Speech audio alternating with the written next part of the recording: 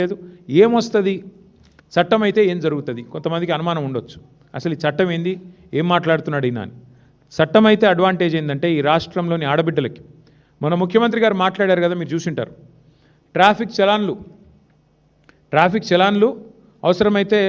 ఎవరైతే ఆ చలాన్ పడుతుందో వాళ్ళ ఖాతాను డైరెక్ట్గా బ్యాంకులకి వెళ్ళి కట్ చేయాలి అని ముఖ్యమంత్రి గారు మాట్లాడారు చట్టం అయితే ఏమవుతుందంటే మీకు కూడా సౌలత్ వస్తుంది మీకు కూడా 2500 ఎదురు చూసి అక్కడ ఉండదు చట్టం అయితే నా ప్రైవేట్ మెంబర్ బిల్లు పాస్ అయితే కాంగ్రెస్ బీజేపీ సహకరిస్తే బిల్లు పాస్ అయితే ఏం జరుగుతుందంటే మా రాష్ట్రంలోని ఆడబిడ్డలందరికీ సచ్చినట్టు గవర్నమెంట్ 2500 ఇవ్వాల్సిందే లేకపోతే డైరెక్ట్గా ఖాతాలకు వెళ్ళి కట్ చేసుకునే ఆటో డెబిట్ సౌకర్యం తప్పకుండా మీకు వస్తుంది మీ ఖాతాల్లో వచ్చి పడుతుంది లేదంటే బాకీగా మిగిలిపోతుంది మీకు తప్పకుండా ప్రభుత్వానికి ఇయ్యక తప్పని పరిస్థితి వస్తుంది రాష్ట్రంలోని పెద్ద మనుషులందరికీ 4000 పెన్షన్కి సంబంధించి చట్టబద్ధత వస్తే మీకు హక్కు వస్తుంది ఆ హక్కుతో మీరు కోర్టుకు పోయి ఇగో చట్టం ఉంది వీళ్ళు ఇస్తలేరు అంటే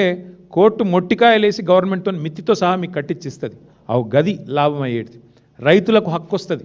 6 గ్యారంటీల చట్టం అయితే హక్కు వస్తుంది ఎట్లా హక్కు మాకు 15000 అన్నాడు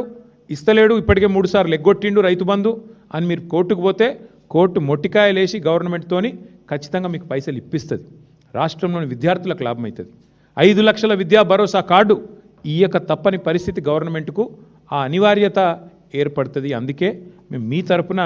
ఈ బిల్లు పెడతా ఉన్నాం మీరు దరఖాస్తులు ఇవ్వాల్సిన అవసరం ఉండదు దండాలు పెట్టవలసిన పని లేదు ఇక అయ్యా అప్ప అని చెప్పి ఎవరిని బతిమలాడుకోవాల్సిన అవసరం కూడా ఉండదు ఎట్లయితే ప్రభుత్వ ఉద్యోగులకు ప్రభుత్వం విధిగా జీతాలు ఇస్తుందో చట్టం చేస్తే అట్లాగే మీకు 4000 రూపాయల పెన్షను చట్టం చేస్తే అట్లాగే మీకు 2500 మహిళలకి 15000 రైతులకి అట్లాగే 5 లక్షల విద్యా భరోసా కార్డు విద్యార్థులకి మీకు వస్తుంది చట్టం యొక్క ఉద్దేశం ఇది